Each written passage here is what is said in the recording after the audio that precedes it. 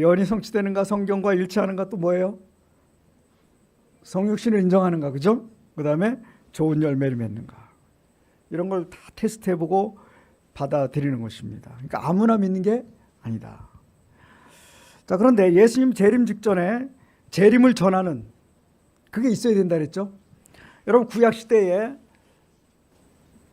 이스라엘 백성들이 포로가 돌아오고 그 다음에 학개, 스가랴, 말라기가 있었어요. 그러고 나서 400년 동안 선지자가 없었어요.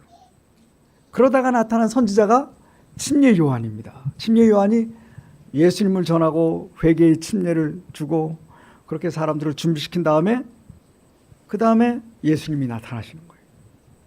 자, 그러니까 예수님이 오시는 것도 그냥 오시는 게 아니고 예고를 하셔요. 누구를 통해서요? 선지자를 통해서. 그 선지자가 누구라고요? 침례 요한입니다. 이것이 예언되어 있어요. 말라기 4장 5절입니다. 보라, 여호와의 크고 두려운 날이 이르기 전에 내가 선지자 엘리야를 너희에게 보내리니 그가 아버지의 마음을 자녀에게로 돌이키게 하고 자녀들의 마음을 그들의 아버지에게로 돌이키게 하리라. 네, 하나님은요, 여호와의 크고 두려운 날이 이르기 전에 선지자 엘리야를 보내겠다. 그래서 400년 동안 없었어요. 그러다가 딱 나타난 선지자가 침례 요한입니다. 그런데 침례 요한이 태어날 때 누가복음 1장 11절입니다. 17절. 그가 또 엘리야의 심령과 능력으로 주 앞에 먼저 와서 아버지의 마음을 자식에게 돌아오게 하고 주를 위하여 세운 백성을 준비하리라. 사람들을 준비시켜서 예수님 맞도록 준비시키는 거예요. 이게 선지자의 일이었습니다. 자, 그러면 여러분, 초림 때 이런 일이 일어났으면 재림 때도 같은 일이 있을 것이라. 여러분, 여기 여호와의 크고 두려운 날은 용광로 같은 날이고 다 태우는 날이에요. 사실 이게 초림입니까, 재림입니까? 예, 용광로로 태우고 이건 재림이에요, 재림. 그러나 초림도 여호와의 크고 두려운 날이었어요. 예수님을 맞는 날이에요. 그래서 준비시킨 사람이 뭐라고요? 초림을 준비시킨 게 침례 요한이었습니다. 자, 마태복음 11장에 보면요, 14절입니다.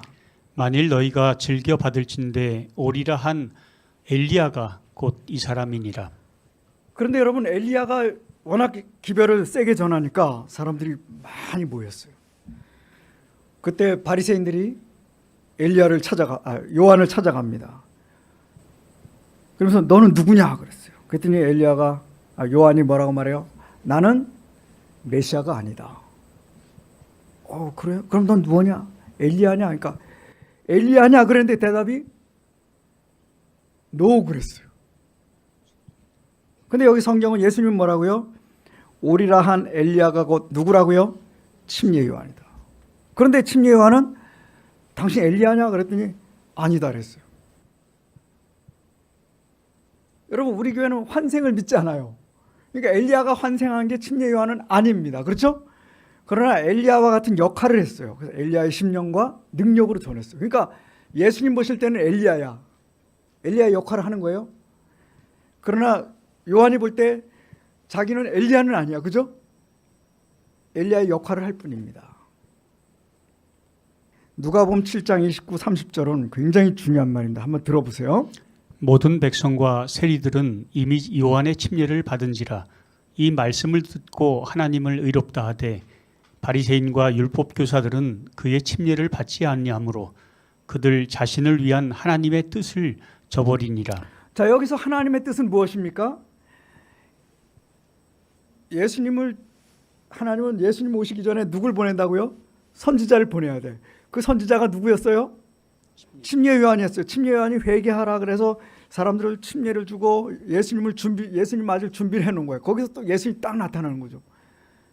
그러니까 하나님의 뜻은 뭐냐면 모두가 준비돼서 예수님을 맞고 구원받는 거예요. 그런데 보통 백성들이나 세리들은 침례를 받고 하나님의 준비대로 준비되어 있었어요. 그런데 바리새인이나 율법 교사들은 이 사람들은 침례를 받지 않고 요한을 거절했습니다.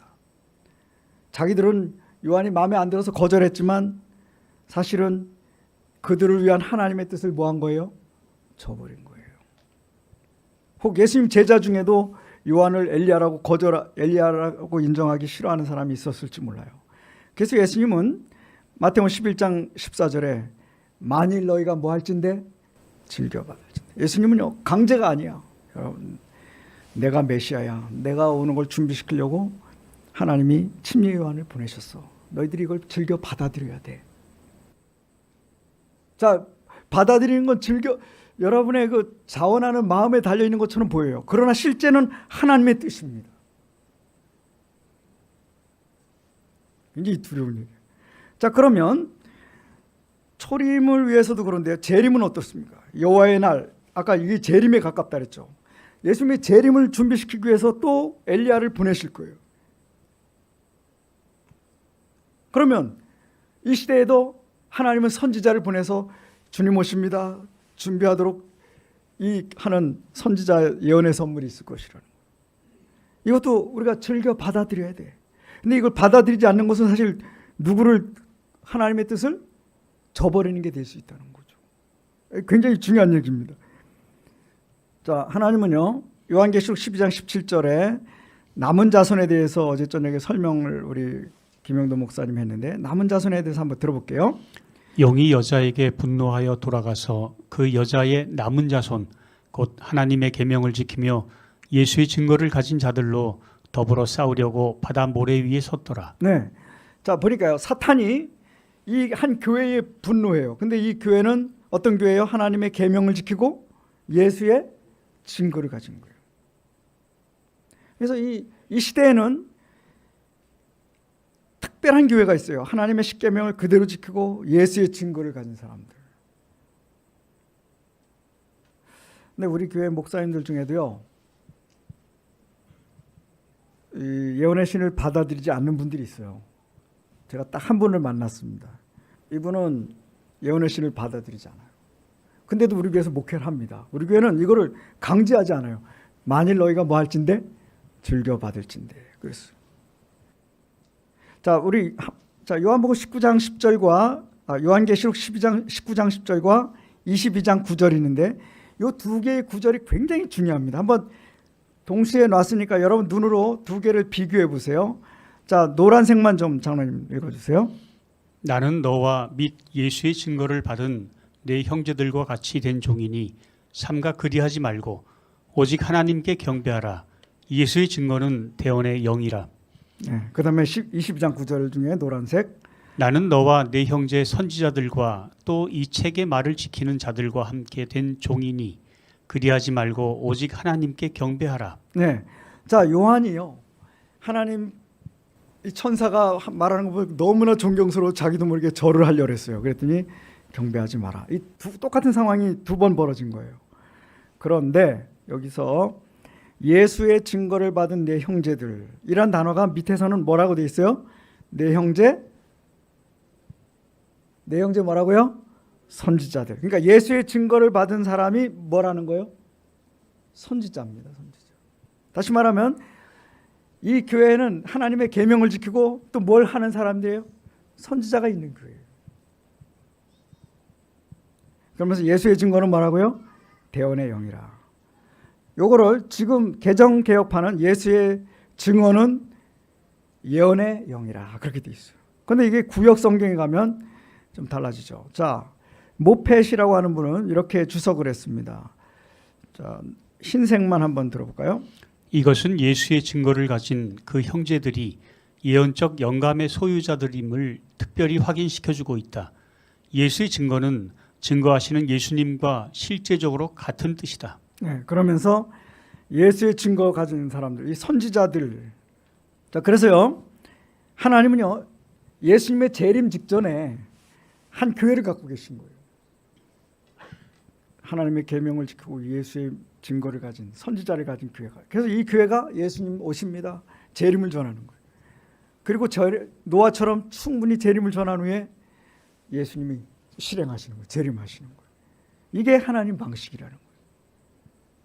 이 은사는 예언상 남은 교회를 확인하는 표징이며 엘렌지 화이트의 봉사를 통해 나타났다. 이분이 미국에서 한 분이 하나님의 계시를 받습니다. 그때 교회가 혼란할 때인데 이분이 계시를 받고 하나님의 인도를 통해서 성경을 사람들에게 정확하게 깨닫도록, 그리고 이 교회가 복음을 땅끝까지 전파하도록 하나님이 이분을 쓰셨어요. 그래서 이분이요. 근데 여자로서 이와 같은 일을 할 때 많은 사람들이 믿지 않았어요. 당연히 안 믿죠. 사람들이 시험을 하기 시작합니다. 특히 남성 위주의 시대에 여자가 계시를 받고 이상을 받으니까 사람들이 막 조사를 하고 이게 막 비평을 하기 시작했습니다. 그러나 70년 동안 자세히 보니까 이분이 아까 그 네 가지의 시험 정확하게 일치하는 거예요. 아까 뭐라 그랬어요? 혹시 네 가지 시험 기억나십니까? 네, 성경과 일치하는가, 또 예언이 성취되는가, 또 예수님의 성육신을 인정하는가, 또 열매가 어떤가. 근데 이 다 맞는 거예요. 이분이 계시를 몇 번 봤다고요? 2000번 이상 계시를 봤어요. 17살 때부터 시작해서 1915년까지. 그러면서 제가 이분이 쓴 것들을 보니까요. 어떤 거는 요새 무슨 신문 기사를 보는 것 같아요. 자, 그런데 그렇지만은 이분의 글이 있지만 재림교회는 오직 성경이라고 하는 원칙에서 벗어나지 않는다는 거예요. 한번 위에 두 줄입니다. 위에 두 줄은 한번 들어볼까요?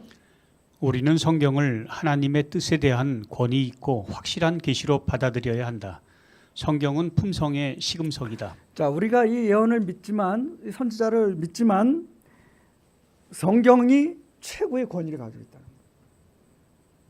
그래서 노란색 밑에 노란색 우리 한번 같이 읽어볼까요? 사람들이 시작. 사람들이 성경에 유의하지 않으므로 하나님께서는 작은 빛을 통해 남녀들을 더욱 큰 빛으로 인도하셨다.